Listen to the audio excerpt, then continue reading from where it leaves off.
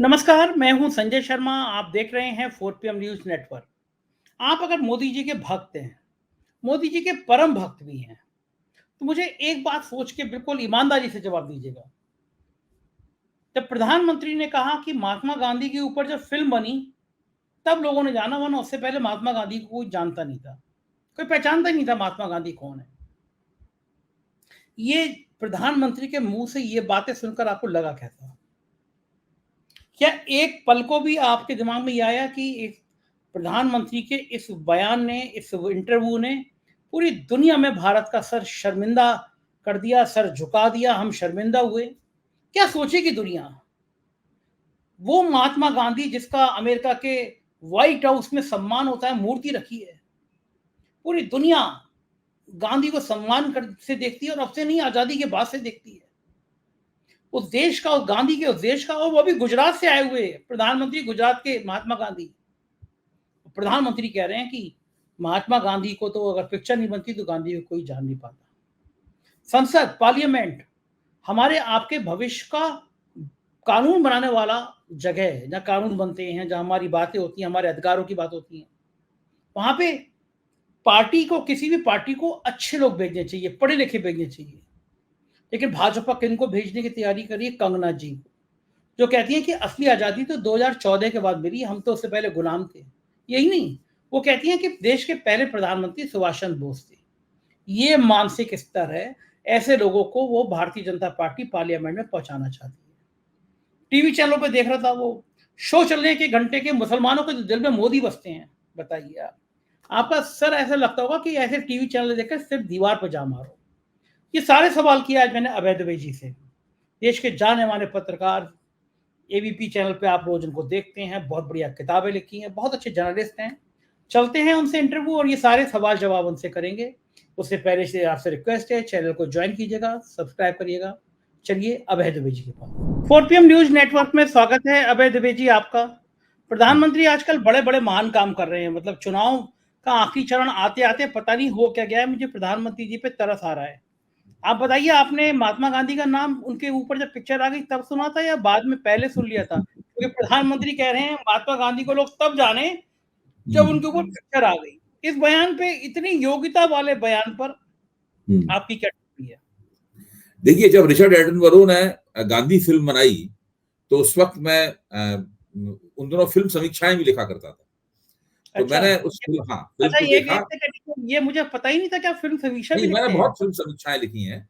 मैंने जाने भी दो अच्छा, यारों की समीक्षा भी लिखी है, गांधी की समीक्षा भी लिखी है, बहुत समीक्षाएं लिखी। अच्छा। तो उसके बाद मैंने फिल्म देखी और समीक्षा लिख के तुरंत भेजी, जो एक जगह प्रकाशित भी हुई। तो मुझे पता है कि इस फिल्म का इतिहास क्या है। रिचर्ड एटनबरो ने फिल्म बनाई जरूर उस तारीख को, जिस तारीख को रिलीज हुई, लेकिन उसके कम से कम 12 साल पहले से वो कोशिश कर रहे थे गांधी के ऊपर फिल्म बनाने की। इसका मतलब है प्रधानमंत्री को न तो गांधी के इतिहास का पता है, न इस फिल्म के इतिहास का पता है। ये एक बड़ी बड़ी विडंबना है कि भारत के प्रधानमंत्री को मोहनदास करमचंद गांधी नाम की शख्सियत के बारे में ना के बराबर जानकारी है, बावजूद उसके कि गांधी जी भी गुजरात के थे और मोदी जी भी गुजरात के हैं। और मोदी जी ने जिन पटेल की इतनी इतनी ऊंची प्रतिमा बनवाई, वो गांधी जी के सबसे प्रिय शिष्यों में से एक थे। मोदी जी को ये भी नहीं पता है, वो दिन रात जवाहरलाल नेहरू की निंदा करते रहते हैं। मोदी जी को ये भी नहीं पता है कि गांधी जी 3 लोगों के जरिए कांग्रेस को चलाते थे। उसमें एक व्यक्ति का नाम था वल्लभ भाई पटेल, दूसरे का नाम था जवाहरलाल नेहरू और तीसरे का नाम था राजेंद्र प्रसाद। इन तीनों के जरिए ही गांधी जी पूरी कांग्रेस को नियंत्रित करते थे, पूरे आंदोलनों को चलाते थे। यही उनके 3 सबसे ज्यादा नजदीकी शिष्य थे। और आप देखिए, आप पहली नजर डालिए जो मैं बात कह रहा हूं, जब हिंदुस्तान आजाद हुआ तो देश की सत्ता किन लोगों को मिली? जवाहरलाल नेहरू प्रधानमंत्री बने, पटेल गृहमंत्री बने और राजेंद्र प्रसाद राष्ट्रपति बने। यही गांधी जी के 3 प्रमुख शिष्य थे। तो मुझे लगता है कि नरेंद्र मोदी को इतिहास की कोई जानकारी नहीं है। और ये बात उन्होंने तभी साबित कर दी थी जब वो 2014 में चुनावी मुहिम चला रहे थे। उन्होंने बिहार में लेक्चर देते हुए कहा था कि सिकंदर बिहार आया था। तो इनकी समस्या बड़ी विकट है। इन्होंने तिकड़म करके किसी तरीके से एक ऐसे वक्त में, जबकि विपक्ष की थोड़ी साख गिरी हुई थी और भ्रष्टाचार विरोधी आंदोलन के कारण कांग्रेस की थोड़ी साख गिरी हुई थी, तो उसमें जो शून्य पैदा हुआ था और भारतीय जनता पार्टी के अंदर भी नेतृत्व का अभाव था, वरना ये नहीं बन पाते। भाजपा की जो सेंट्रल लीडरशिप थी, वो भी आपस में झगड़े कर रही थी। उस चक्कर में किसी तरीके से उन्होंने देश के पूंजीपतियों के साथ मिलकर और एक अमेरिकी एजेंसी को हायर करके, तिकड़म करके, प्रचार के दम पर अपना सिक्का जमा लिया, और जो चूंकि नेतृत्व के नाम पर शून्य था, तो शून्य में उनका नाम स्थापित हो गया। भ्रष्टाचार विरोधी आंदोलन का इनको बहुत लाभ हुआ, सबसे ज्यादा लाभ इनको हुआ।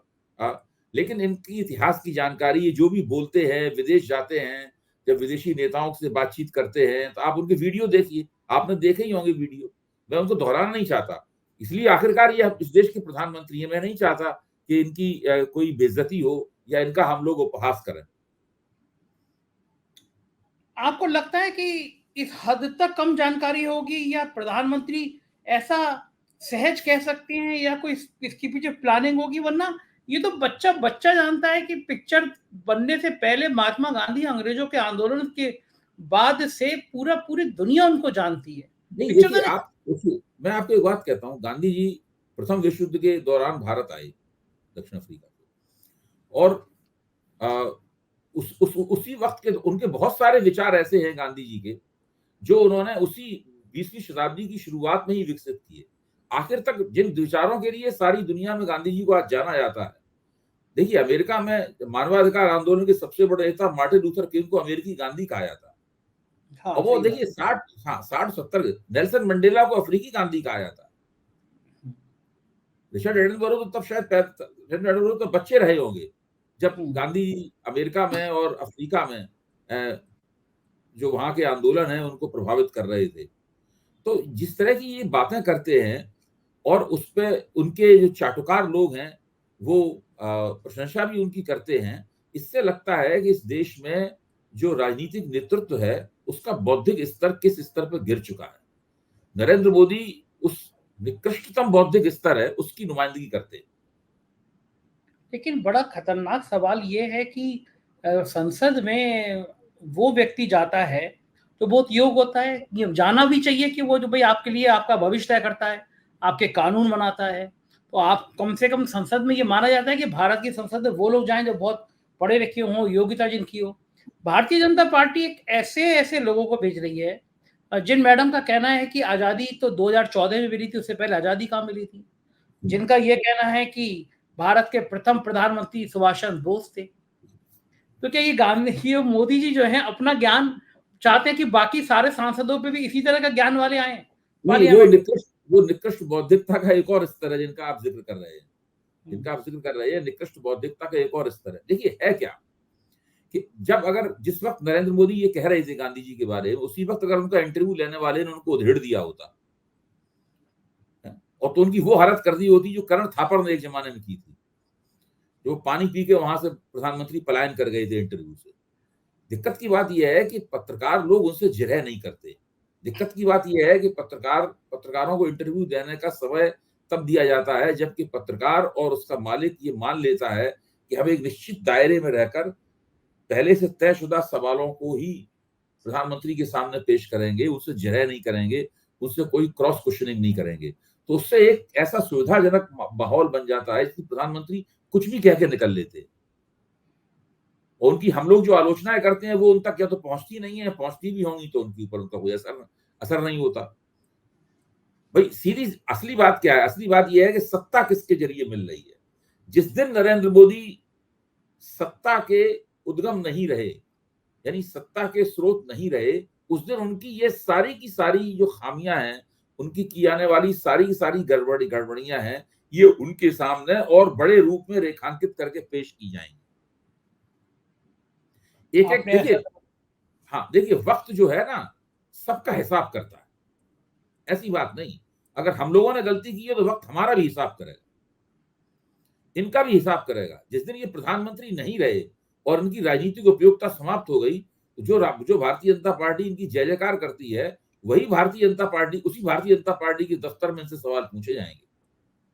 सही बात है, लगता तो ऐसे ही है, लेकिन कब पूछे जाएंगे कहना बड़ा मुश्किल है। लेकिन प्रधानमंत्री जी ने लाइन लगा दी है इंटरव्यू देने के लिए। मतलब आज भी टीवी पे कई चैनलों पे उनका इंटरव्यू चल रहा है। इतना दीवानापन क्यों हो रहा है इनके अंदर, इतना कि इंटरव्यू पे इंटरव्यू, इंटरव्यू पे इंटरव्यू। देखिए, चुनाव का अंतिम दौर है और प्रधानमंत्री नहीं चाहते होंगे कि कोई ऐसा मौका छूट जाए जिसमें वो अपनी बात ना कह पाएं, वो अपनी सारी बातें कह लें, उनसे जो गलतियां हुई हैं उनका उनका सुधार कर लें। जैसे कि मान लीजिए उन्होंने कभी कुछ बहुत सांप्रदायिकता फैलाई उन्होंने, तो अब वो इंटरव्यूज के जरिए अपना वो चेहरा पेश करना चाहते हैं जिसमें लगे कि वो सांप्रदायिक व्यक्ति नहीं है। इंटरव्यू में ये भी तो हो रहा है कि वो मुसलमानों से कितना प्रेम करते हैं। ये बात तो इसलिए साबित होती है कि सब जानते हैं, जो मीडिया इंडस्ट्री से जुड़ा है, वो हर आदमी जानता है कि प्रधानमंत्री कार्यालय के बहुत बड़े ताकतवर अफसर हैं हरेन जोशी। कुछ संपादकों की तो वो हेडलाइंस तय करके बेचते हैं, क्या चलेगा क्या नहीं चलेगा लोग कहते हैं वही तय करते हैं। मैं देख रहा था आज चैनलों पे चल रहा है कि देश का मुसलमान मोदी से कितना खुश है। कुछ मुसलमानों से बहलवाया जा रहा है। मैं कहलवाया जा रहा है, मैं इसलिए कह रहा हूँ क्योंकि हम देख रहे हैं राजनीतिक तापमान उत्तर प्रदेश में 100% मुसलमान मतदाता इंडिया गठबंधन को वोट कर रहा है। वो मोदी की किसी नीति से खुश नहीं है। लेकिन टीवी चैनल दिखा रहे हैं कि वो एक मुसलमान है, वो कह रहा है कि प्रधानमंत्री ने कोई भेदभाव नहीं किया, सबको राशन दे दिया, सबको मकान दे दिए, प्रधानमंत्री जी तो बड़े अच्छे हैं। और पूरे पूरे एक एक घंटे के प्रोग्राम चलाए जा रहे हैं इस बात के लिए कि मुसलमान प्रधानमंत्री से बड़ा खुश है। मुसलमानों को लग रहा है कि मसीहा के रूप में मोदी जी आए। अब जब आखिरी चरण बचा है, मतलब 72 घंटे बचे हैं केवल, उस समय ये मुसलमानों के ये प्रायोजित कार्यक्रम चलाना, क्या ये इससे मुसलमान 72 घंटे में मन बदल लेंगे अपना, मान लेंगे कि नहीं, ये महामानव आए हैं? मुसलमान वोटों के लिए नहीं चलाए जा रहे हैं हम्म, देखिए, मुसलमान वोटों के लिए कार्यक्रम नहीं चलाए जा रहे। ये हम्म, जब नरेंद्र मोदी पर चुनाव के बाद में ये आरोप लगेगा कि उन्होंने चुनाव में खूब सांप्रदायिकता फैलाई, तब इन चीजों का इस्तेमाल किया जाएगा। ये अच्छा कि विदेश हाँ, ये विदेशों में जब विदेशों में ये सवाल उठेगा कि भारत का प्रधानमंत्री सत्ता में आने के लिए कितना घिनौनी सांप्रदायिक मुहिम उसने चलाई, उस वक़्त विदेशों में ये चीज़ें थमाई आएँगी उनको कि आप तो गलत कह रहे हैं, देखिए वो तो कितना देश के मुसलमान उन्हें कितना प्रेम करते हैं। देखिए, इन सब चीज़ों का एक-एक उपयोग है। इन सब चीज़ों को सुरक्षित रख लिया जाएगा क्योंकि ये रिकॉर्ड पे दर्ज हो रही हैं ये। कि भारत के मीडिया चैनलों में तो ये चल रहा है, आप गलत कह रहे हैं कि प्रधानमंत्री मुसलमान विरोधी है। हाँ, ये दिखाया फिर वो जाएगा वाला कि बयान भी चलवाया जाएगा कि मैं कोई भारत हिंदू मुसलमान नहीं करता, जिस दिन मैं हिंदू मुसलमान करूँगा, उस दिन मैं सार्वजनिक जीवन में नहीं रहूँगा। तब वो बयान भी चलवाया जाएगा। तो दोनों तरह के काम कर रहे हैं। एक तरफ मुसलमानों हिंदुओं के वोट लेने के लिए उसमें मुसलमानों के प्रति घृणा का प्रचार भी कर रहे हैं और दूसरी तरफ अपनी राष्ट्रीय, अंतर्राष्ट्रीय छवि का जो दूसरा पहलू है, उसको दुरुस्त करने के लिए इस प्रकार की बातें भी की जा रही हैं। इस सबके पीछे एक योजना है। उस बिल्कुल योजना ठीक को बात। समझना हम लोगों के लिए बहुत ज़रूरी है। हाँ, बड़ा माहौल देश का अजीब सा हो रहा है। कुछ लोग कह रहे हैं कि बीजेपी 300 पार और कुछ लोग कह रहे हैं 200 से नीचे। इस बीच में मैं, आपके मित्र भी हैं सीएनडीएस वाले संजय जी, मैं कल न्यूज़ 24 पे देख रहा था। उन्होंने कहा कि पूछा गया क्या बदलाव देख रहे हैं आप? तो उन्होंने ये तो माना कि हाँ, चुनाव में बदलाव हो रहा है, लेकिन एक सवाल के जवाब में उन्होंने ये कहा कि कांग्रेस से 3-4 गुना सीटें ज़्यादा आएँगी भाजपा की। तो कांग्रेस से 3-4 गुना ज़्यादा मतलब बीजेपी को पूर्ण बहुमत का इशारा, क्योंकि कांग्रेस ऐसा तो हो नहीं सकता कि 60 से 70 सीटें कम आ जाए। क्या लग रहा है आपको, क्या क्यों कहा होगा उन्होंने, क्यों? दूसरी तरफ आज राहुल कमल का एक फोटो वायरल हुआ, उन्होंने खुद इंस्टाग्राम पे पोस्ट किया। पीछे एक कंप्यूटर है, उस पे लिखा हुआ आ रहा है कि एनडीए 301, इंडिया 201। तो उसके बाद वायरल हुआ, तो उन्होंने कहा कि ये तो हम डाटा एंट्री करके टेस्ट कर रहे थे। तब सवाल ये उठा कि साहब जो एंट्री करके आप जो फोटो जारी कर रहे हो उसमें एनडीए ही आपने 301 क्यों दिखाया? चुनाव अभी सिर्फ 3 दिन बाद चुनाव है। इसका मतलब आप चुनाव प्रभावित करने की कोशिश कर रहे हैं, वोटरों को मैसेज दे रहे हैं कि आप ये तो सरकार आ गई, एनडीए की आ गई। चौथा सवाल उसमें ये उठा कि ये तो कानूनी रूप से गलत है कि आप अभी अभी तो घोषणा कर रहे हैं इतना बड़ा चैनल होके।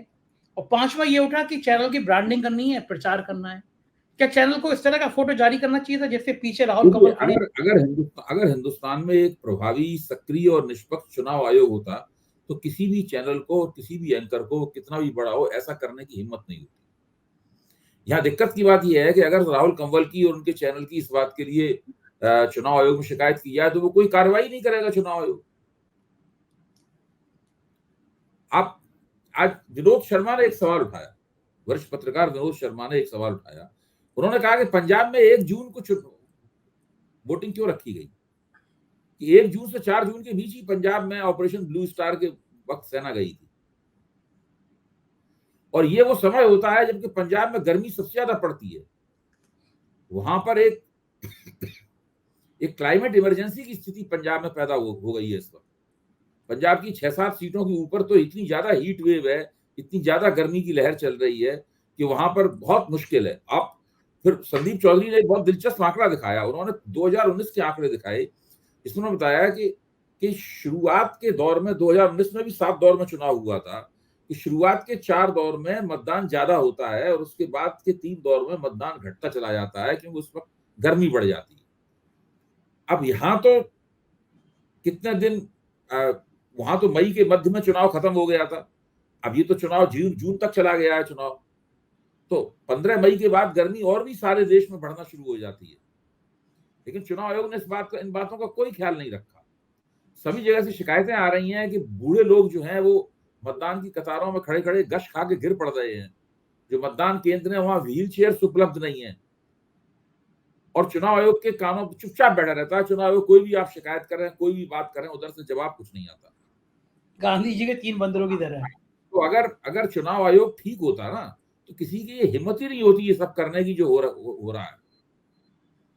असली दिक्कत तो ये है कि चुनाव आयोग पूरी तरीके से, देखिए मैं दिल्ली में आया था 1981 में रहने के लिए, पहला मैंने बड़ा चुनाव 1984 में देखा यहाँ पर, उसके ऊपर लिखा भी मैंने। उसके बाद से लगातार दिल्ली में मैं चुनाव का तब से लगातार एक ऑब्जर्वर बना हुआ हूं। मैंने कभी भी भारत के चुनाव आयोग की प्रतिष्ठा में इतना क्षय कभी भी नहीं देखा। भारत का चुनाव आयोग की सारी दुनिया में बहुत प्रतिष्ठा थी। लोग बुलाते थे चुनाव आयोग को, हमारे यहाँ चुनाव करवा दिए, या हमें कोई तजुर्बा नहीं है, आप आइए, चुनाव कैसे आयोजित होता है ये करवाइए। और यानी चुनाव आयोग के लोग जाते थे दूसरे देशों में लोगों को चुनाव कराने की ट्रेनिंग देने के लिए। उस चुनाव आयोग की स्थिति यह है कि बच्चा बच्चा इसकी आलोचना कर रहा है। चुनाव आयोग देखिए, देश की सबसे ज्यादा जिस संस्था की प्रतिष्ठा गिरी है वो चुनाव आयोग है इस वक्त, और इसमें सरकार का भी योगदान है क्योंकि सरकारीकरण कर दिया है पूरे चुनाव आयोग का।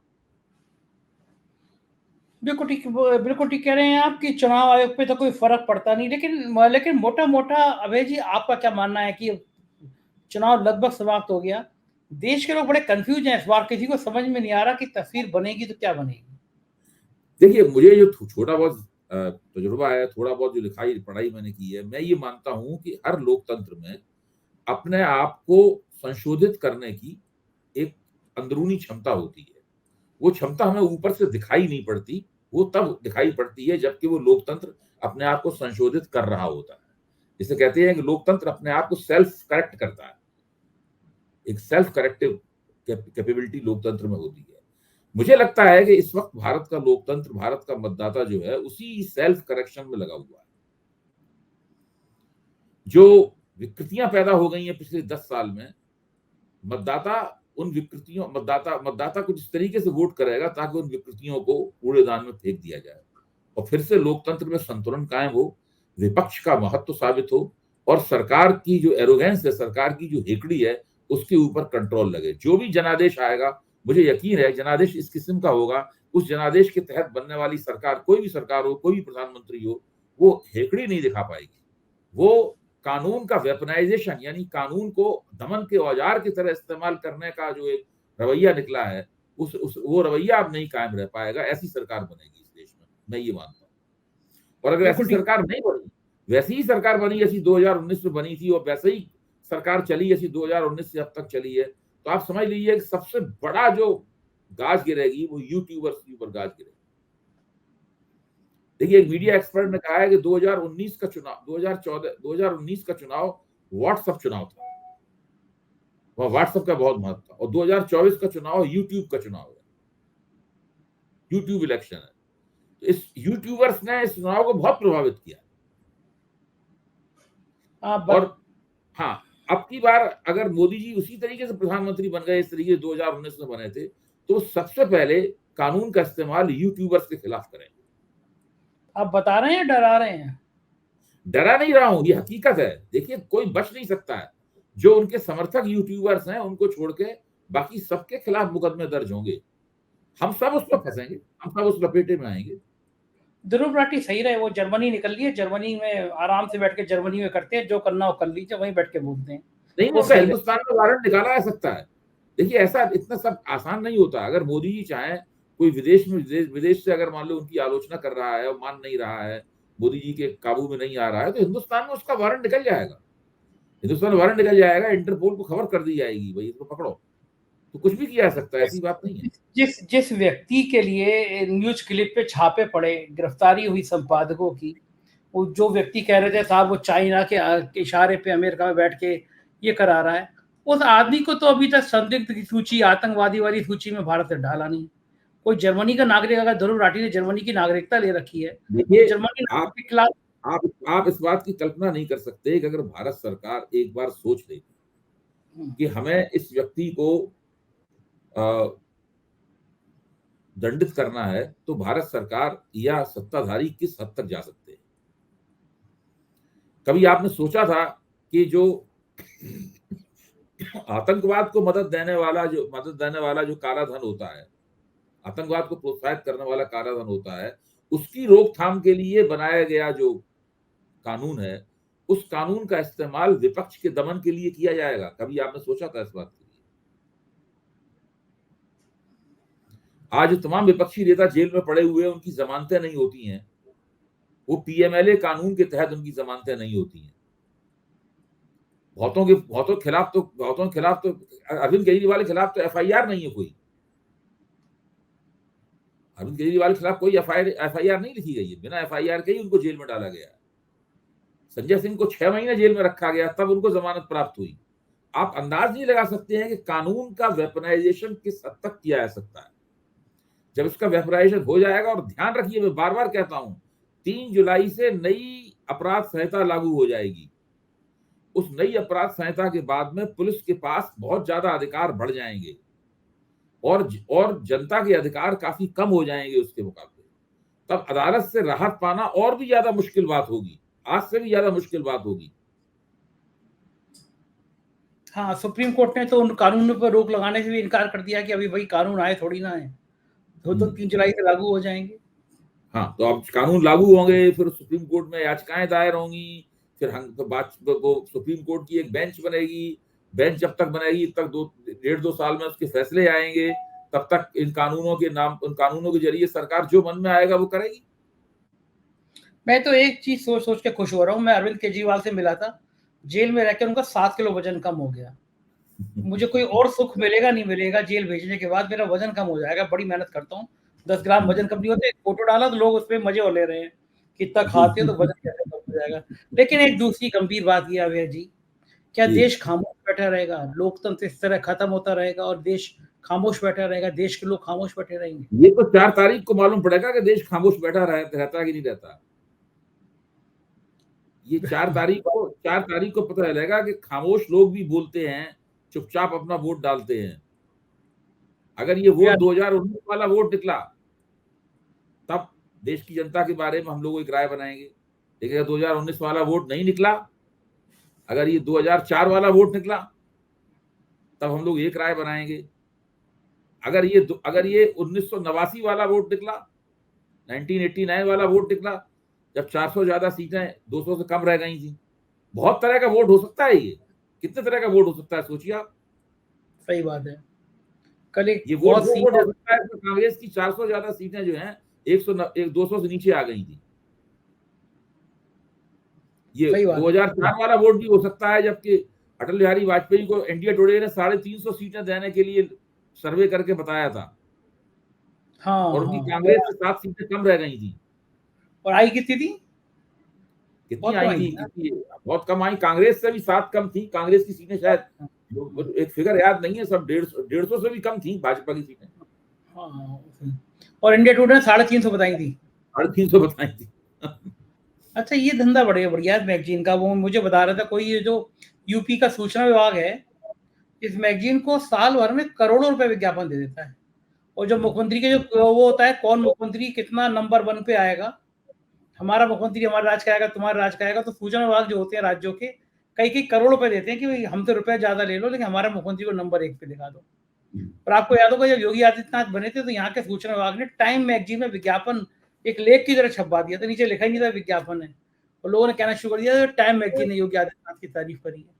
एक भ्रम की दुनिया पूरी बीजेपी ने तैयार कर दी है लोगों को, भ्रम क्या। लेकिन आपको लगता है ये इंडिया शाइनिंग जैसा भी हो सकता है? नोम चोम्स्की की किताब है मैन्युफैक्चरिंग कंसेंट, सहमति को किस तरीके से गढ़ा जाता है,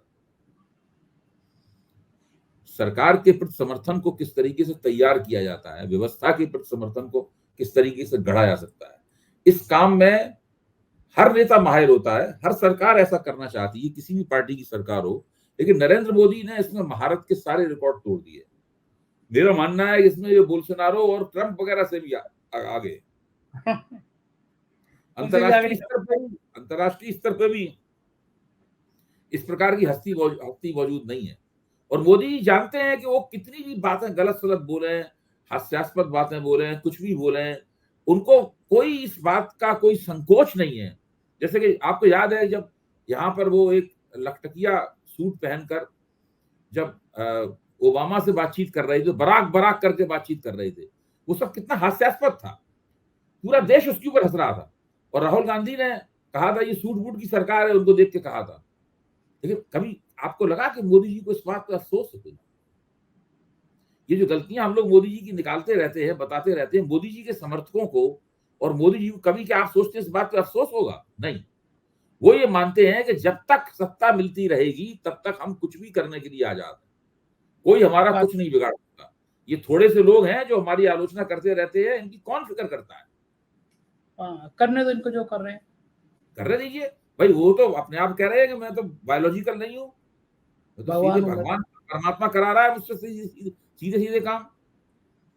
अच्छा, इस बयान से फायदा लगा उनको या नुकसान हुआ होगा इस बयान से?